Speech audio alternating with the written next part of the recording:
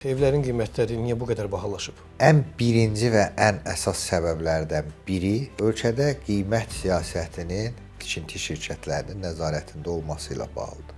Böyük torpaq sahələrinin şəhər mərkəzində və yaxud mərkəzə yaxın ərazilərdə böyük torpaq sahələrinin əsas alıcıları kimdir? Tikinti şirkətləri.